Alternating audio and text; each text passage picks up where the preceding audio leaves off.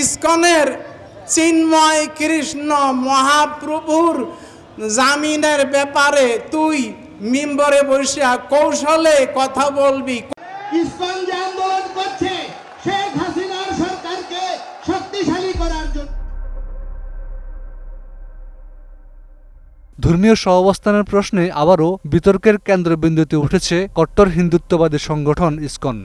গত বছরের 25 নভেম্বর ইসকনের বহিষ্কৃত নেতা চিন্ময় কৃষ্ণ দাস ব্রহ্মচারী গ্রেপ্তারকে কেন্দ্র করে দেশজুড়ে উত্তেজনা ছড়িয়ে পড়ে। ওই ঘটনায় ভারত সরকারের উদ্বেগ প্রকাশ এবং বাংলাদেশের পাল্টা প্রতিক্রিয়া দুই দেশের মধ্যেও এক ধরনের কূটনৈতিক অস্বস্তির জন্ম দেয়। সেই থেকে সংগঠনটিকে ঘিরে বাড়তে থাকে নানা প্রশ্ন ও বিতর্ক।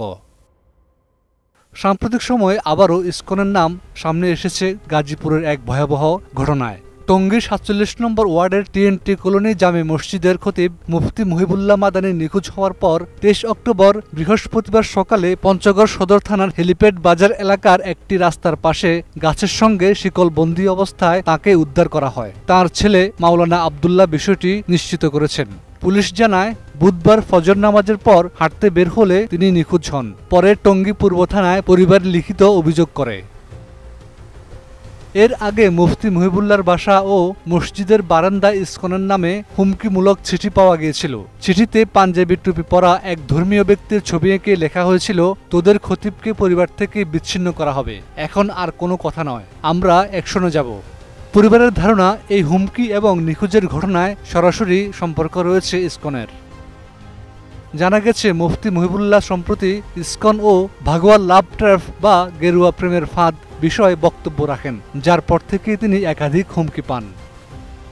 তাদের বিরুদ্ধে দীর্ঘদিন ধরে অভিযোগ উঠছে ধর্মীয় শিক্ষার বিকৃতি, জোরপূর্বক ধর্মান্তর, উগ্র হিন্দুত্ববাদী কার্যক্রম, মন্দির দখল এবং রাজনৈতিক হস্তক্ষেপের। বাংলাদেশ সহ দক্ষিণ এশিয়ার বিভিন্ন দেশে সংগঠনটির বিতর্কিত কার্যক্রম নিয়ে উদ্বেগ রয়েছে। এর আগে গাজীপুরে হিন্দু যুবক কর্তৃক মাদ্রাসা ছাত্রীর ধর্ষণ ও বিভিন্ন কিশোরী ও মাদ্রাসা পড়ুয়া মুসলিম মেয়েদের সঙ্গে সম্পর্ক গড়ে জোরপূর্বক ধর্মান্তর ও বিয়ের চেষ্টা করার ঘটনা প্রকাশ পেয়েছে। গত 30 জুলাই পঞ্চগড়ের দেবীগঞ্জে সুলতানা আক্তার রত্নার মরদেহ উদ্ধার করা হয়। পরে জানা যায়, ইসকন সদস্য মহাদেব রায় প্রেমের ফাঁদে তাকে হত্যা করেছেন। এছাড়া পাবনা ও নরসিংদীতে এমন ধর্ষণ ও ধর্মান্তর সংক্রান্ত অভিযোগের ঘটনা ঘটেছে। বিশ্লেষকদের মতে এই ঘটনাগুলো বিচ্ছিন্ন নয়, বরং ইসকনের একটি বৃহত্তর আদর্শিক ও প্রভাব বিস্তারের কৌশলের অংশ। বাংলাদেশের সামাজিক সম্প্রীতি ও ধর্মীয় স্থিতিশীলতা রক্ষায় সংগঠনটির কর্মকাণ্ডের উপর কঠোর নজরদারি ও আন্তর্জাতিক তদন্ত এখন সময়ের দাবি হয়ে দাঁড়িয়েছে।